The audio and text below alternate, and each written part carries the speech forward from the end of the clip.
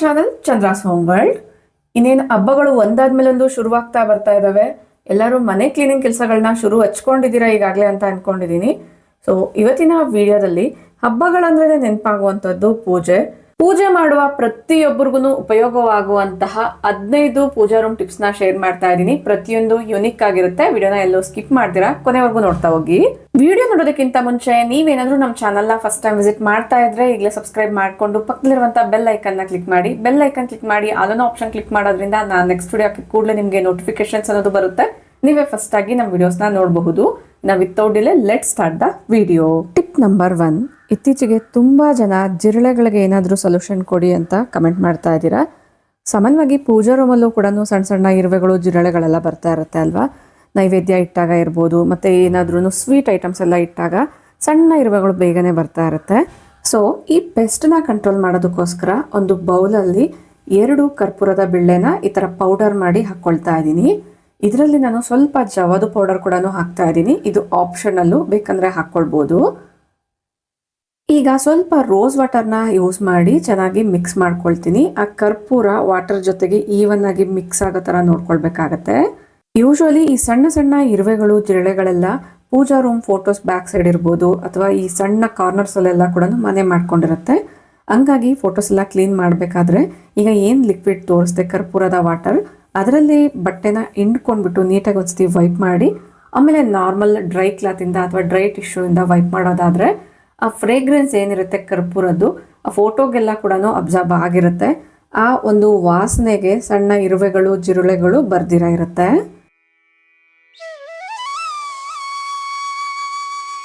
But wooden ಫೋಟೋಸ್ನ clean ಮಾಡುವಾಗ careful ಆಗಿ handle ಮಾಡಬೇಕಾಗತ್ತೆ. ಒಂದು ಹಸಿ ಬಟ್ಟೆಯಿಂದ ಒರೆಸಿದ ಮೇಲೆ ಆಮೇಲೆ ಒಣ ಬಟ್ಟೆಯಿಂದ ಅಥವಾ ಟಿಶ್ಯೂಯಿಂದ ನೀಟಾಗಿ ವೈಪ್ ಮಾಡಬೇಕಾಗತ್ತೆ.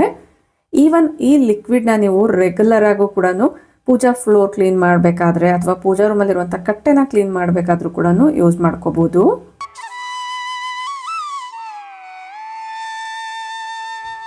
ಪ್ರತಿನಿತ್ಯ ಪೂಜೆಯಲ್ಲಿ ಧೂಪ, ಅಗರಬತ್ತಿ ಇದೆಲ್ಲಾನು ಯೂಸ್ ಮಾಡ್ತೀವಲ್ವಾ. ಸೊ ಇದನ್ನ ಯೂಸ್ ಮಾಡಿದ್ಮೇಲೆ ಈ ಥರ ಆ್ಯಶ್ ಅನ್ನೋದು ಇರುತ್ತೆ ಅಲ್ವಾ, ಈ ಬೂದಿನ ಕೂಡ ಪೂಜಾ ವಸ್ತುಗಳನ್ನ ಕ್ಲೀನ್ ಮಾಡ್ಕೊಳ್ಳೋಕ್ಕೆ ತುಂಬ ಎಫೆಕ್ಟಿವ್ ಆಗಿ ಯೂಸ್ ಮಾಡ್ಕೊಳ್ಬಹುದು.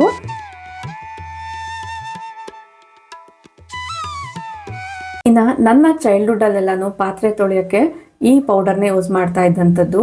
ಸೊ ಆಗೆಲ್ಲ ಸೌದೆಯಲ್ಲಿ ಅಡುಗೆ ಮಾಡ್ತಾ ಇದ್ರು, ಆ ಬೂದಿನೇ ಪಾತ್ರೆ ತೊಳೆಯೋಕ್ಕೂ ಕೂಡ ಯೂಸ್ ಮಾಡ್ತಾ ಇದ್ವಿ. ಆಗಾಗ ಆ ಪೌಡರ್ ಜೊತೆಗೆ ಅಂದರೆ ಬೂದಿ ಜೊತೆಗೆ ಸ್ವಲ್ಪ ಸಬೀನಾ ಪೌಡರ್ನ ಮಿಕ್ಸ್ ಮಾಡ್ಕೊಳ್ತಾ ಇದ್ವಿ. ಅದು ಬಿಟ್ಟರೆ ಈಗ ಬಂದಿರುವಂಥ ತುಂಬ brands dish washing liquids powders ಎಲ್ಲ ಜಾಸ್ತಿ ಏನು ಇರಲಿಲ್ಲ. ಸೊ ಈಗ ಅದೇ ಬೂದಿ ಜೊತೆಗೆ ಸ್ವಲ್ಪ ಸಬೀನಾ ಪೌಡರ್ ಕೂಡ ಮಿಕ್ಸ್ ಮಾಡ್ಕೊಂಡಿದ್ದೀನಿ. ಅಬ್ಸರ್ವ್ ಮಾಡ್ತಾ ಇರ್ಬೋದು. ಈಗ ಈ ಪೌಡರಿಂದಾನೇ ಎಲ್ಲ ಪೂಜಾ ವೆಸಲ್ಸ್ನ ಕ್ಲೀನ್ ಮಾಡಿ ತೋರಿಸ್ತಾ ಇದ್ದೀನಿ.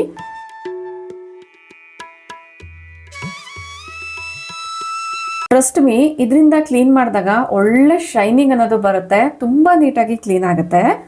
ಈಗ ಆಲ್ರೆಡಿ ಪೂಜಾ ವಸ್ತುಗಳು ಕ್ಲೀನಾಗೇ ಇದೆ ಅಲ್ವಾ ಅಂತ ನೀವು ಅಂದ್ಕೊಳ್ಬೋದು. ಬಟ್ ಅರೌಂಡ್ 10 to 12 ಡೇಸ್ ಏನೋ ಆಗಿದೆ ಪೂಜಾ ವಸ್ತುಗಳನ್ನ ಕ್ಲೀನ್ ಮಾಡಿ. ಈಗ ನಾನು ಕ್ಲೀನ್ ಮಾಡ್ಕೊಳ್ತಾ ಇದ್ದೀನಿ. ಕ್ಲೀನ್ ಎಲ್ಲ ಆದಮೇಲೆ ಒಂದು ಒಣಬಟ್ಟೆಯಿಂದ ಒರೆಸಿ ಇಡೋದಾದರೆ ನೆಕ್ಸ್ಟ್ 10 ಡೇಸ್ವರೆಗೂ ಕೂಡ ಈ ಪೂಜಾ ವಸ್ತುಗಳು ಇದೇ ಶೈನಿಂಗ್ ಅಲ್ಲೇ ಇರುತ್ತೆ. ಕೆಮಿಕಲ್ ಪೌಡರ್ಸ್ನೆಲ್ಲ ಯೂಸ್ ಮಾಡೋದ್ರ ಬದಲಾಗಿ ಈ ಥರ ನ್ಯಾಚುರಲ್ ಎಕೋ ಫ್ರೆಂಡ್ಲಿ ಪ್ರಾಡಕ್ಟ್ಸ್ನ ಯೂಸ್ ಮಾಡೋದ್ರಿಂದ ಸೊ ನಮ್ಮ ನೇಚರ್ಗೂ ಕೂಡ ಒಳ್ಳೆಯದು, ಅಷ್ಟೇ ಅಲ್ಲ ನಮ್ಮ ಕೈಗಳು ಕೂಡ ಹಾರ್ಮ್ಫುಲ್ ಆಗದಿರ ಇರುತ್ತೆ. ನೋಡ್ತಾ ಇರ್ಬೋದು ಎಷ್ಟು ಶೈನಿಯಾಗಿ ಕಾಣಿಸ್ತಾ ಇದೆ ಅಂತ. ಇಷ್ಟ ಆದರೆ ಲೈಕ್ ಮಾಡಿ. ನೆಕ್ಸ್ಟ್ ಟ್ರಿಕ್ ಬಂದು, ಸಾಮಾನ್ಯವಾಗಿ ಪೂಜೆಯಲ್ಲಿ ಯೂಸ್ ಮಾಡೋವಂಥ ಹೂಗಳನ್ನ ಮಾರ್ಕೆಟಿಂದ ತೊಗೊಂಡು ಬರ್ತಾ ಇರ್ತೀವಿ. ಅದರಲ್ಲೂ ಸ್ಪೆಷಲಿ ಸೇವಂತಿಗೆ ಹೂಗಳೆಲ್ಲ ತೊಗೊಂಡು ಬಂದಾಗ ಪೂಜೆಯಲ್ಲಿ ಯೂಸ್ ಮಾಡಿ 2-3 ದಿನ ಆದರೂ ಕೂಡ ಅವುಗಳ ಫ್ರೆಶ್ನೆಸ್ ಅನ್ನೋದು ಕಳ್ಕೊಳ್ಳೋದೇ ಇಲ್ಲ. ಅಷ್ಟೊಂದು ಫ್ರೆಶ್ ಆಗಿರುತ್ತೆ. ಅವುಗಳನ್ನ ಪೂಜಾ ರೂಮಿಂದ ತೆಗಿಯೋಕ್ಕೂ ಕೂಡ ಮನಸ್ಸು ಬರಲ್ಲ ಅಲ್ವಾ. ಸೊ ಈ ಪೂಜಾ ಹೂಗಳನ್ನ ತೆಗೆದು ಡೈರೆಕ್ಟಾಗಿ ಡಸ್ಟ್ಬಿನ್ಗೆ ಹಾಕೋ ಬದಲಾಗಿ ಇವುಗಳನ್ನ ನಾವು ಉರುಳಿ ಬೌಲೆಲ್ಲ ಡೆಕೋರ್ ಮಾಡೋಕ್ಕೆ ಯೂಸ್ ಮಾಡ್ಕೊಳ್ಬೋದು. ಇಲ್ಲ ಈ ಥರ ತುಳಸಿ ಕಟ್ಟೆನ ಅಲಂಕಾರ ಮಾಡೋಕ್ಕಾದ್ರೂ ಯೂಸ್ ಮಾಡ್ಕೊಳ್ಬೋದು. ಹೂಗಳು ಫ್ರೆಶ್ ಆಗಿರುತ್ತೆ, ಬಿಸಾಕಕ್ಕೆ ಮನಸ್ಸು ಬರಲ್ಲ ಅಂದವರು ಈ ಥರ ತುಳಸಿ ಕಟ್ಟೆ ಹತ್ರ ಅಥವಾ ಉರುಳಿ ಬೌಲ್ ಇರ್ಬೋದು, ಇಲ್ಲ ಇದೇ ಹೂಗಳನ್ನ ಚೆನ್ನಾಗಿ ಒಣಗಿಸ್ಬಿಟ್ಟು ಧೂಪ ಕೂಡ ಮಾಡ್ಕೋಬೋದು. ಕೋನ್ಸ್ ಎಲ್ಲ ಬರುತ್ತೆ ಅಲ್ವಾ, ಅದೇ ಥರ ನಾವು ಯಾವ ಒಂದು ಶೇಪಲ್ಲಿ ಬೇಕೋ ಆ ಶೇಪಲ್ಲಿ ಮಾಡ್ಕೊಳ್ಬೋದು. ಲಾಸ್ಟ್ ವಿಡಿಯೋದಲ್ಲಿ ಮನೆ ಸ್ವಚ್ಛವಾಗಿ ಕಾಣದೇ ಇರಲು ಕಾರಣ ನಾವು ಮಾಡುವಂಥ ಕೆಲವು ಮಿಸ್ಟೇಕ್ಸ್ ಅಂತ ಹೇಳಿದ್ದೆ. ಬಟ್ ಆ ಮಿಸ್ಟೇಕ್ಸ್ನ ಯಾವ ಥರ ಸರಿಪಡಿಸ್ಕೊಳ್ತಿದ್ದೀನಿ ಅಂತ ಇಲ್ಲಿ ಅಬ್ಸರ್ವ್ ಮಾಡ್ಬೋದು. ಪೂಜಾ ರೂಮ್ ಫ್ಲೋರಲ್ಲಿ ಕಾರ್ನರ್ಸಲ್ಲಿ ಸ್ವಲ್ಪ ಕೊಳೆ ಜಾಸ್ತಿನೇ ಆಗಿದೆ, ನೀವು ಅಬ್ಸರ್ವ್ ಮಾಡಿದ್ರಿ. ಅದನ್ನು ಈಸಿಯಾಗಿ ಕ್ಲೀನ್ ಮಾಡೋದಕ್ಕೋಸ್ಕರ ಒಂದು DIYನ ತಯಾರಿ ಮಾಡ್ಕೊಳ್ತಾ ಇದ್ದೀನಿ. ಫಸ್ಟಿಗೆ ಒಂದು ಬೌಲ್ನ ತಗೊಂಡು ಅದರಲ್ಲಿ ಸ್ವಲ್ಪ ಅಡುಗೆ ಸೋಡಾನ ಹಾಕ್ತಾ ಇದ್ದೀನಿ. ಇನ್ನು ಒಂದು ಅರ್ಧ ನಿಂಬೆ ರಸ ಕೂಡ ಹಾಕ್ತಾ ಇದ್ದೀನಿ. ಬಟ್ ಇದು ಗ್ರಾನೈಟ್ ಆದರೂ ನಾನು ನಿಂಬೆ ರಸನ ಯೂಸ್ ಮಾಡ್ತಾ ಇದ್ದೀನಲ್ಲ, ಕ್ವಿಕ್ಕಾಗಿ ಕ್ಲೀನ್ ಆಗೋದಕ್ಕೋಸ್ಕರ ಈ ಥರ ನಾನು DIYನ ರೆಡಿ ಮಾಡ್ಕೊಳ್ತಾ ಇದ್ದೀನಿ. ಮಾರ್ಬಲ್ ಮೇಲೆ ವೆನಿಗರು, ನಿಂಬೆ ರಸ, ಬೇಕಿಂಗ್ ಸೋಡಾ ಅಷ್ಟು ಸೂಟಬಲ್ ಅಲ್ಲ. ಯೂಸ್ ಮಾಡಿದ್ರೂ ಕೂಡ ಕ್ವಿಕ್ಕಾಗಿ ನೀವು ವೈಪ್ ಮಾಡ್ಕೊಳ್ಬೇಕಾಗತ್ತೆ. ರೆಗ್ಯುಲರ್ ವ್ಯೂವರ್ ಆಗಿದ್ರೆ ನಿಮ್ಗೆ ಈಗಾಗಲೇ ಗೊತ್ತೇ ಇರುತ್ತೆ. 2 ವಿಡಿಯೋಸ್ ಬ್ಯಾಕ್ ನಾನು ಫ್ಲೋರ್ನ ಯಾವ ಥರ ಟ್ರೀಟ್ ಮಾಡಬೇಕು ಅನ್ನೋ ಒಂದು ವಿಡಿಯೋನ ಪೋಸ್ಟ್ ಮಾಡಿದ್ದೆ. ಒಳ್ಳೆ ರೆಸ್ಪಾನ್ಸ್ ಕೂಡ ಬಂದಿದೆ. ಇನ್ನು ಈಗ ಅಬ್ಸರ್ವ್ ಮಾಡಿದ್ರಲ್ಲ, ಮಾತಾಡ್ತಾನೆ ಸ್ಕ್ರಬ್ಬರಿಂದ ಎಲ್ಲ ಕಾರ್ನರ್ಸಲ್ಲೂ ಕೂಡ ಈ ಲಿಕ್ವಿಡ್ನ ಅಪ್ಲೈ ಮಾಡಿದ್ದೀನಿ. ಸ್ಪೆಷಲಿ ಅರಿಶಿಣದ ಕಲೆಗಳಿರ್ಬೋದು ಮತ್ತು ಗಾಢವಾಗಿರುವಂಥ ಕಲೆಗಳು ಈ ಲಿಕ್ವಿಡಿಂದ ಈಸಿಯಾಗಿ ಕ್ಲೀನ್ ಆಗಿಬಿಡುತ್ತೆ. ಕ್ವಿಕ್ಕಾಗಿ ಇನ್ಸ್ಟೆಂಟಾಗಿ ಕ್ಲೀನ್ ಮಾಡ್ಕೊಳ್ಬೇಕು ಅಂದರೆ ಸೊ ಈ ಥರ ನೀವು ಒಂದ್ಸತಿ ಟ್ರೈ ಮಾಡಿ ನೋಡಿ. ಈಗ ಇಮ್ಮಿಡಿಯೇಟಾಗಿ ವೈಪ್ ಮಾಡ್ಕೊಳ್ಬೇಕಾಗತ್ತೆ, ತುಂಬ ಜಾಸ್ತಿ ಹೊತ್ತು ಬಿಡಬಾರ್ದು. ಟೈಲ್ಸ್ ಆದರೆ ಪರವಾಗಿಲ್ಲ, ಗ್ರಾನೈಟು ಮಾರ್ಬಲ್ ಆದರೆ ಕ್ವಿಕ್ಕಾಗಿ ಕ್ಲೀನ್ ಮಾಡ್ಕೊಳ್ಳಿ. ನಾನು 2-3 ಸತಿ ಬಟ್ಟೆನ ನೀಟಾಗಿ ನೀರಲ್ಲಿ ಹಿಂಡ್ಬಿಟ್ಟು ವೈಪ್ ಮಾಡ್ಕೊಂಡಿದ್ದೀನಿ. ಯಾವುದೇ ಕಾರಣಕ್ಕೂ ಅಡುಗೆ ಸೋಡಾ ಮತ್ತು ವೆನಿಗರ್ ರೆಸಿಡ್ಯೂಸ್ ಅನ್ನೋದು ಫ್ಲೋರ್ ಮೇಲೆ ಉಳಿಬಾರ್ದು, ಹಂಗೆ ಕ್ಲೀನ್ ಮಾಡ್ಕೊಳ್ಬೇಕಾಗತ್ತೆ. ನೆಕ್ಸ್ಟ್, ಈ ಥರ ವಿಗ್ರಹಗಳು ನಿಮ್ಮ ಮನೆಯಲ್ಲೂ ಇದ್ದೇ ಇರುತ್ತೆ ಅಲ್ವಾ. ಇವುಗಳನ್ನ ಯೂಸ್ ಮಾಡ್ತಾ ಗಾಳಿಗೆ ಎಕ್ಸ್ಪೋಸ್ ಆಗಿ ಬೇಗ ಕಲರ್ ಚೇಂಜ್ ಆಗಿ ಒಂದು ರೀತಿ ಬ್ಲ್ಯಾಕ್ ಆಗಿರುತ್ತೆ. ಇವುಗಳನ್ನ ನಾರ್ಮಲ್ ಆಗಿ ನಾವು ಏನು ಸಬೀನಾ ಪೌಡರು, ಪೀತಾಂಬರಿ ಪೌಡರ್ ಎಲ್ಲ ಯೂಸ್ ಮಾಡ್ತೀವಿ, ಆ ಪೌಡರ್ಸ್ನ ಯೂಸ್ ಮಾಡಿದ್ರು ಕೂಡ ಶೈನಿಂಗ್ ಅನ್ನೋದು ಬರಲ್ಲ. ಬಟ್ ಈ ಮ್ಯಾಜಿಕ್ ಲಿಕ್ವಿಡ್ ಇಂದ ವಿತಿನ್ ಫ್ರಾಕ್ಷನ್ ಆಫ್ ಸೆಕೆಂಡ್ಸ್ ಅಲ್ಲಿ ಶೈನಿಂಗ್ ಅನ್ನೋದು ಬರುತ್ತೆ. ಅಬ್ಸರ್ವ್ ಮಾಡ್ತಾ ಇರ್ಬೋದು. ಲಿಕ್ವಿಡ್ನ ಹಾಕಿ ಜಸ್ಟ್ ನಾವು ಒಂದು ಕಾಟನ್ ಇಂದ ಅಥವಾ ಒಂದು ಟಿಶ್ಯೂ ಇಂದ ವೈಪ್ ಮಾಡಿದ್ರೆ ಸಾಕಾಗುತ್ತೆ. ಬಟ್ ಇದನ್ನ ರೆಗ್ಯುಲರ್ ಆಗಿ ಯೂಸ್ ಮಾಡಬಾರ್ದು. ಇದನ್ನ ರೆಗ್ಯುಲರ್ ಆಗಿ ಯೂಸ್ ಮಾಡೋದಾದ್ರೆ ಒಂದು ರೀತಿ ಬ್ಲಾಕ್ ಡಾಟ್ಸ್ ಅನ್ನೋದು ಬಿದ್ದ್ಬಿಡುತ್ತೆ. ಹಂಗಾಗಿ ಇಯರ್ಲಿ ಟ್ವೈಸ್ ಅಥವಾ 3 ಮಂತ್ಸ್ ಒನ್ಸ್ ಬೇಕಾದ್ರೆ ನೀವು ಯೂಸ್ ಮಾಡ್ಕೊಳ್ಬೋದು. ಒಳ್ಳೆ ರಿಸಲ್ಟು ಇನ್ಸ್ಟೆಂಟಾಗೆ ನೀವು ನೋಡ್ತಾ ಹೋಗ್ಬೋದು.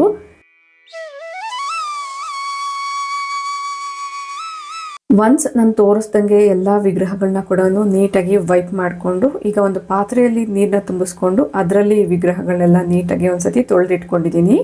ಅಬ್ಸರ್ವ್ ಮಾಡ್ತಾ ಇರ್ಬೋದು, ಸಣ್ಣ ಸಣ್ಣ ಮೈನ್ಯೂಟ್ ಡಿಸೈನ್ಸ್ ಅಲ್ಲಿರುವಂಥ ಕೊಳೆ ಕೂಡ ನೀಟಾಗಿ ಕ್ಲೀನ್ ಆಗಿದೆ. ನೆಕ್ಸ್ಟ್, ನೀವೇನಾದರೂ ವರ್ಕಿಂಗ್ ವುಮೆನ್ ಆಗಿದ್ರೆ ಅಥವಾ ನೀವು ರೆಗ್ಯುಲರ್ ಆಗಿ ಟ್ರಾವೆಲ್ ಮಾಡ್ತಿರ್ತೀರಾ ಅನ್ನೋದಾದರೆ ನೀವು ಹೊಸ್ಲನ್ನ ಯಾವ ಥರ ಅಲಂಕಾರ ಮಾಡ್ಕೊಳ್ಬೋದು ಅನ್ನೋ ಒಂದು ಐಡಿಯಾನ ಶೇರ್ ಮಾಡ್ತಾ ಇದ್ದೀನಿ. ಸಾಮಾನ್ಯವಾಗಿ ಕೆಲವೊಂದು ಹೊಸ್ಲನ್ನ ನೀವು ಅಬ್ಸರ್ವ್ ಮಾಡಿದ್ರೆ ಲಕ್ಷ್ಮಿ ಕಳೆಯಿಂದ ಇರುತ್ತೆ, ಒಂದು ರೀತಿ ನೋಡೋಕ್ಕೆ ಲುಕ್ ತುಂಬ ಚೆನ್ನಾಗಿ ಕಾಣಿಸ್ತಾ ಇರುತ್ತೆ. ನೀವು ಹೊಸ್ಲಿಗೆ ಅರಿಶಿನ ಕುಂಕುಮನ ಹಚ್ತೀರಾ ಅನ್ನೋದಾದರೆ ಅರಿಶಿನದಲ್ಲಿ ಸ್ವಲ್ಪ ಮೊಸರನ್ನ ಮಿಕ್ಸ್ ಮಾಡಿ ಹಚ್ಕೋಬೇಕಾಗತ್ತೆ. ಅರಿಶಿನ ಡೈರೆಕ್ಟಾಗಿ ಹಚ್ಚೋದ್ರಿಂದ ಡ್ರೈ ಕೂಡ ಆಗುತ್ತೆ, ಹಂಗಾಗಿ ನಿಮಗೆ ವೈಟ್ ಪ್ಯಾಚಸ್ ಅನ್ನೋದು ಅಬ್ಸರ್ವ್ ಮಾಡಿರ್ತೀರಾ. ನೀವೇನಾದರೂ ಮೊಸರು ಜೊತೆಗೆ ಅರಿಶಿನ ಹಚ್ಚೋದಾದರೆ ಅದು ಒಂದು ರೀತಿ ಹೈಡ್ರೇಷನ್ ಕೂಡ ಕೊಡುತ್ತೆ ಮತ್ತು ಕಲ್ಲರು ಕೂಡ ತುಂಬ ಚೆನ್ನಾಗಿ ಕಾಣಿಸುತ್ತೆ. ಈಗ ನಾನು ರಂಗೋಲಿ ಪೇಸ್ಟಿಂದ ಈ ಥರ ರಂಗೋಲಿನ ಡ್ರಾ ಮಾಡಿ ತೋರಿಸ್ತಾ ಇದ್ದೀನಿ. ಲುಕ್ ಅಂತೂ ತುಂಬ ಚೆನ್ನಾಗಿ ಕಾಣಿಸುತ್ತೆ. ವಿಡಿಯೋದಲ್ಲಿ ಕಾಣಿಸ್ತಾ ಇರೋದಕ್ಕಿಂತ ಡೈರೆಕ್ಟಾಗಿ ನೋಡಿದಾಗ ತುಂಬ ಅದ್ಭುತವಾಗಿ ಕಾಣಿಸುತ್ತೆ.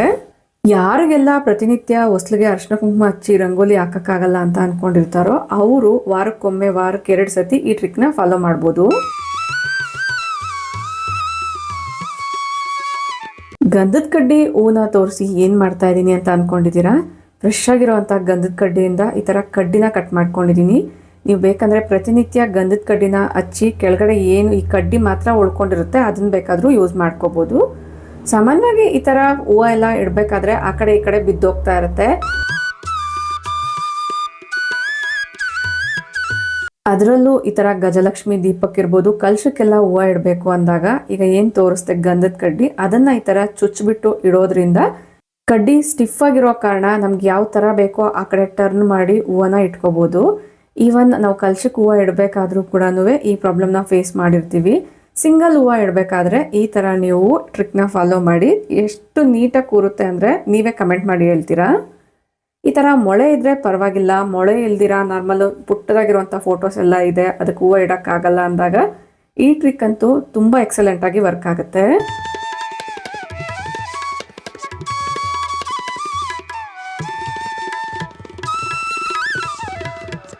ನೆಕ್ಸ್ಟ್, ತೆಂಗಿನಕಾಯಿ ಚಿಪ್ಪಿದ್ರೆ ಸಾಕಾಗುತ್ತೆ, ಸಾಂಬ್ರಾಣಿನ ಈಸಿಯಾಗಿ ಹಾಕ್ಕೊಳ್ಬೋದು. ನಾನು ಸುಮಾರು ವೇಸಲ್ಲಿ ಸಾಂಬ್ರಾಣಿನ ಯಾವ ಥರ ಹಾಕ್ಬೋದು ಅಂತ ಈಗಾಗಲೇ ಒಂದು ಡೀಟೇಲ್ ವಿಡಿಯೋನ ಶೇರ್ ಮಾಡಿದ್ದೀನಿ. ನಿಮ್ಗೆ ಇಂಟ್ರೆಸ್ಟ್ ಇದ್ದರೆ ಐ ಕಾರ್ಡಲ್ಲಿ ಲಿಂಕ್ನ ಕೊಟ್ಟಿರ್ತೀನಿ, ಚೆಕ್ ಮಾಡಿ. ಈಗ ಮಳೆಗಾಲ ಸ್ಟಾರ್ಟ್ ಆಗ್ತಾ ಇರೋದ್ರಿಂದ ಈಗಾಗಲೇ ಮಳೆ ಎಲ್ಲ ಸ್ಟಾರ್ಟ್ ಆಗಿರೋದ್ರಿಂದ ವಾರಕ್ಕೊಮ್ಮೆ ಆದರೂ ಧೂಪನ ಹಾಕ್ತಾ ಇರ್ತೀವಲ್ವ. ಧೂಪ ಹಾಕುವಾಗ ಕಲ್ಲಿದ್ಲಿರ್ಬೇಕು ಅಂದರೆ ಇದ್ಲಿರ್ಬೇಕು, ಅದನ್ನು ಬಿಸಿ ಮಾಡಬೇಕು ಅನ್ನೋ ಅವಶ್ಯಕತೆ ಇಲ್ದಿರ ಈ ಥರ ತೆಂಗಿನಕಾಯಿ ನಾರಿಂದಾನೇ ನಾವು ಸಾಂಬ್ರಾಣಿ ಅನ್ನೋದು ಹಾಕ್ಕೊಳ್ಬೋದು.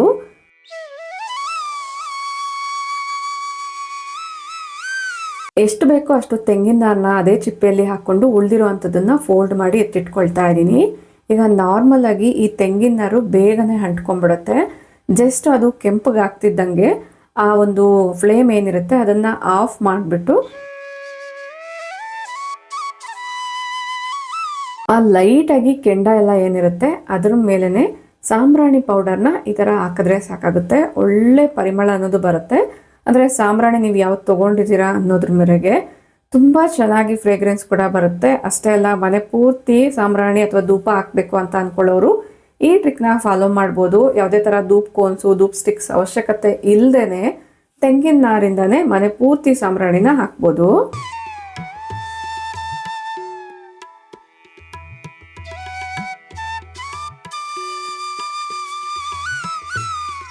ಸಾಮಾನ್ಯವಾಗಿ ನಾವು ಧೂಪ್ ಕೋನ್ಸಿಂದ ಸಾಂಬ್ರಾಣಿ ಹಾಕುವಾಗ ಕೈಯೆಲ್ಲೂ ಬಿಸಿ ಆಗ್ತಾ ಇರುತ್ತೆ ಅಂತ ಹೋಲ್ಡರ್ಸ್ನ ಯೂಸ್ ಮಾಡ್ತೀವಿ. ಬಟ್ ಇದು ನ್ಯಾಚುರಲ್ ಹೋಲ್ಡರ್ ಅಂತಾನೆ ಹೇಳ್ಬೋದು.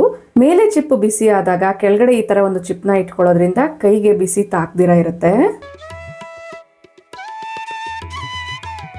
ಪ್ರತಿನಿತ್ಯ ಪೂಜೆ ಮಾಡೋದಕ್ಕಿಂತ ಮುಂಚೆ ಪೂಜಾ ರೂಮ್ ಫ್ಲೋರ್ನ ಒಂದ್ಸತಿ ಕ್ಲೀನ್ ಮಾಡ್ಕೊಳ್ತಾ ಇರ್ತೀವಲ್ವಾ.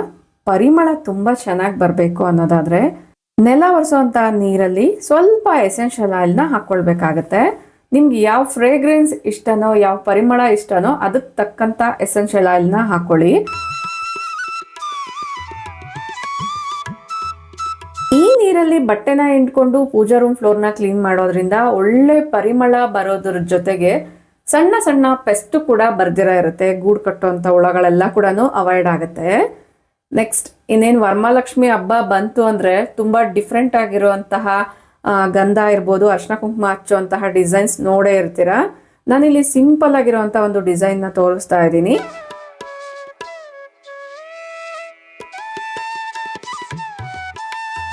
ಈ ಡಿಸೈನ್ನ ನೀವು ಫೋಟೋಗಾದ್ರೂ ಹಾಕ್ಕೊಳ್ಬೋದು, ಅಥವಾ ನೀವೇನಾದ್ರೂ ಕಲಶನ ಇಡ್ತೀರಾ ಅನ್ನೋದಾದ್ರೆ ಕಲಶಕ್ಕಿಡೋ ಅಂತ ತೆಂಗಿನಕಾಯಿ ಡೆಕೋರೇಷನ್ಗೂ ಕೂಡ ಈ ಡಿಸೈನ್ನ ಉಪಯೋಗಿಸ್ಕೋಬಹುದು. ಇಲ್ಲಿ ತೋರಿಸ್ದಂಗೆ ಡ್ರಾ ಮಾಡಿಕೊಂಡು ಕಟ್ ಮಾಡ್ಕೊಳ್ಬೇಕಾಗತ್ತೆ. ನಿಮ್ಮ ತೆಂಗಿನಕಾಯಿ ಸೈಜ್ ಇರ್ಬೋದು, ಫೋಟೋ ಸೈಜ್ ಎಷ್ಟು ಚಿಕ್ಕದು ಅನ್ನೋದ್ರ ಪ್ರಕಾರ ನೀವು ಇದರ ಸೈಜ್ನ ಡ್ರಾ ಮಾಡ್ಕೋಬೇಕಾಗತ್ತೆ. ಇಲ್ಲಿ ಅಬ್ಸರ್ವ್ ಮಾಡ್ತಾ ಇರ್ಬೋದು. ಈಗ ಇದರ ಸಹಾಯದಿಂದ ನಾನು ಫೋಟೋಗೆ ಅರ್ಶಿನ ಕುಂಕುಮನ ಹಚ್ಚಿ ತೋರಿಸ್ತೀನಿ.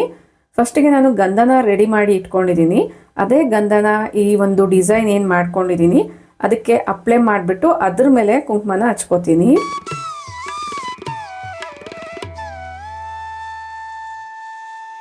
ಅಬ್ಸರ್ವ್ ಮಾಡ್ತಾ ಇರ್ಬೋದು, ನಾವು ಯಾವ ಥರ ಡಿಸೈನ್ ಬರೆದಿದ್ವಿ ಅದೇ ಥರನೇ ಅರ್ಶಿನ ಕುಂಕುಮ ಅನ್ನೋದು ಅಂಟ್ಕೊಂಡಿದೆ ಫೋಟೋಗೆ. ಸೊ ನಾನು ಕಲಶಕ್ಕಿಡೋ ಅಂಥ ತೆಂಗಿನಕಾಯಿಗೂ ಕೂಡ ಸೇಮ್ ಡಿಸೈನಲ್ಲೇ ಅರ್ಶಿನ ಕುಂಕುಮನ ಹಚ್ಚಿ ತೋರಿಸ್ತಾ ಇದ್ದೀನಿ. ಅಬ್ಸರ್ವ್ ಮಾಡ್ತಾ ಇರ್ಬೋದು. ಇವನ್ ನೀವು ದೊಡ್ಡದಾಗಿರುವಂಥ ಫೋಟೋಸ್ಗೆ ಅಲಂಕಾರ ಮಾಡಬೇಕಾದ್ರೂ ಕೂಡ ಅರ್ಶಿನ ಕುಂಕುಮನ ಇದೇ ಥರ ಹಚ್ಕೋಬೋದು. ಇನ್ನು ಪ್ರತಿನಿತ್ಯ ಪೂಜೆಯಲ್ಲಿ ಅಕ್ಷತೆ ಎಲ್ಲ ಯೂಸ್ ಮಾಡ್ತಾ ಇರ್ತೀವಿ. ನಾನು ಒನ್ಸ್ ಇನ್ ಎ ವೈಲ್ ಅಕ್ಷತೆನ ಸ್ವಲ್ಪ ಜಾಸ್ತಿ ಮಿಕ್ಸ್ ಮಾಡಿ ಈ ಥರ ಕಂಟೈನರಲ್ಲಿ ಸ್ಟೋರ್ ಮಾಡಿ ಇಟ್ಕೊಳ್ತಾ ಇರ್ತೀನಿ. ಈವನ್ ಈ ಕಂಟೈನರ್ಸ್ ಎಲ್ಲ ಕೂಡ ಧೂಪ್ ಸ್ಟಿಕ್ಸ್ ತೊಗೊಂಡಾಗ ಮತ್ತು ಕರ್ಪೂರ ತೊಗೊಂಡಾಗ, ಗಂಧ ತೊಗೊಂಡಾಗ ಬಂದಿರುವಂಥದ್ದು. ಡೈಲಿ ಬೇಸ್ಡ್ ಯೂಸ್ ಮಾಡೋದಕ್ಕೆ ಈ ಥರ ಸ್ಪೈಸ್ ಕಂಟೈನರ್ಸಲ್ಲಿ ಇಟ್ಕೊಂಡಿರ್ತೀನಿ. ಅದೇ ಬಲ್ಕ್ ಕ್ವಾಂಟಿಟಿಯಲ್ಲಿ ತೊಗೊಂಡು ಬಂದಿರೋವಂಥ ವಸ್ತುಗಳನ್ನ ಇಡೋದಕ್ಕೋಸ್ಕರ ಈ ಥರ ಪ್ಲಾಸ್ಟಿಕ್ ಕಂಟೈನರ್ಸ್ನ ಯೂಸ್ ಮಾಡ್ಕೊಳ್ತೀನಿ. ಅಂದರೆ ಸಾಮಾನ್ಯವಾಗಿ ಕೆಲವೊಂದು ಪೂಜಾ ವಸ್ತುಗಳನ್ನ ತೊಗೊಂಡಾಗ ಈ ಥರ ಕಂಟೈನರ್ಸಲ್ಲೇ ಬಂದಿರುತ್ತೆ ಅಲ್ವಾ. ಖಾಲಿ ಆದಮೇಲೆ ಅವುಗಳನ್ನ ಒಂದು ಸೈಡ್ಗೆ ಇಟ್ಕೊಂಡಿರ್ತೀನಿ. ಏನಾದರೂ ಪೂಜಾ ವಸ್ತುಗಳನ್ನ ಸ್ಟೋರ್ ಮಾಡ್ಕೋಬೇಕು ಅಂದಾಗ ಈ ಕಂಟೈನರ್ಸ್ನ ನಾನು ರಿಯೂಸ್ ಮಾಡ್ಕೊಳ್ತೀನಿ.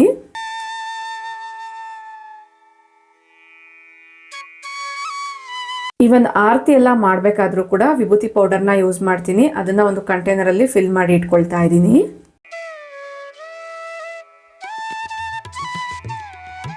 ನೀವು ಯಾವ ಥರ ಪೂಜಾ ವಸ್ತುಗಳನ್ನೆಲ್ಲ ಸ್ಟೋರ್ ಮಾಡ್ಕೊಳ್ತೀರಾ ಡೆಫಿನೆಟ್ಲಿ ಕಮೆಂಟ್ ಮಾಡಿ ತಿಳಿಸಿ. ಹಬ್ಬಗಳ ಸೀಸನ್ ಸ್ಟಾರ್ಟ್ ಆದಾಗ ಪ್ರತಿನಿತ್ಯ ಒಂದೊಂದು ಪೂಜೆ ಅನ್ನೋದು ಇರುತ್ತೆ. ಪ್ರತಿನಿತ್ಯ ಪೂಜೆಗೆ ಯೂಸ್ ಮಾಡುವಂಥ ಹೂಗಳು ನಮಗೆ ಹತ್ತಿರದಲ್ಲೇ ಸಿಗುವಂತಹ ಅಂಗಡಿಗಳಲ್ಲಿ ಅವೈಲಬಲ್ ಇದ್ರೆ ಓಕೆ, ಇಲ್ಲ ಅಂದರೆ ಪ್ರತಿನಿತ್ಯ ಪೂಜೆಗೆ ನಾವು ದೂರ ಹೋಗಿ ಹೂಗಳು ತೊಗೊಂಬರೋದಕ್ಕಿಂತ ಮನೆಯಲ್ಲೇ ಈ ಥರ ತುಳಸಿ ಗಿಡಗಳನ್ನ ಬೆಳೆಸ್ಕೊಳ್ಳೋದಾದರೆ ಮಾರ್ಕೆಟಿಂದ ತಂದಿರುವಂತಹ ಹೂಗಳು ಇಲ್ದಿದ್ದಾಗ ಈ ತರ ತುಳಸಿ ಎಲೆಗಳನ್ನೇ ಪೂಜೆಯಲ್ಲಿ ಯೂಸ್ ಮಾಡ್ಕೋಬಹುದು. ಇವನ್ ಪತ್ರೆಗಳು ಕೂಡ ಬರುತ್ತೆ, ಮಾಸ್ ಪತ್ರೆ, ಕಾಮಕಸ್ತೂರಿ, ಈ ತರ ಪತ್ರೆಗಳು, ದರ್ಬೆಗಳನ್ನ ಯೂಸ್ ಮಾಡ್ಕೊಂಡು ಕೂಡ ಡೈಲಿ ಪೂಜೆನ ಮಾಡ್ಕೋಬಹುದು.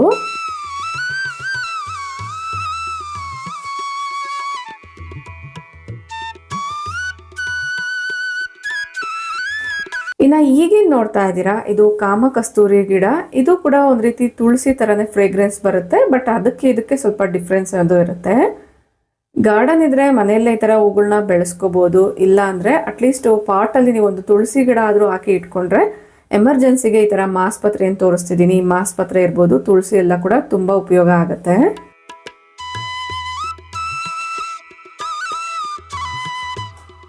ಇನ್ನ ಪೂಜಾ ರೂಮಲ್ಲಿ ಪೂಜೆ ಮಾಡ್ಬೇಕಾದ್ರೆ ಕೈ ಒರ್ಸೋಕೆಲ್ಲ ಬಟ್ಟೆನ ಯೂಸ್ ಮಾಡ್ತಾ ಇರ್ತೀವಿ. ಅದನ್ನ ಆ ಕಡೆ ಈ ಕಡೆ ಫ್ಲೋರ್ ಮೇಲೆಲ್ಲ ಹಾಕೋದಕ್ಕಿಂತ ಈ ತರ ಒಂದು ಕಡೆ ಹ್ಯಾಂಗ್ ಮಾಡ್ಕೊಂಡ್ರೆ ಬೆಟರ್ ಅನ್ನೋದ್ರಿಂದ ಒಂದು ಉಕ್ಕನ್ನ ಫಿಕ್ಸ್ ಮಾಡ್ಕೊಂಡಿದೀನಿ.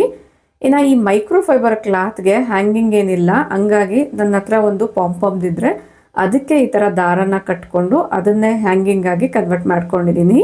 ಇದನ್ನ ಈ ಉಕ್ಕಿಗೆ ನೇತಾಕಿದ್ರೆ ನೀಟಾಗಿ ಇರುತ್ತೆ. ಇನ್ನು ಡೋರ್ ಹಿಂಭಾಗದಲ್ಲಿ ಇದನ್ನ ಹಾಕಿರೋದ್ರಿಂದ ಹೈಡ್ ಆಗೋ ಕೂಡ ಇರುತ್ತೆ.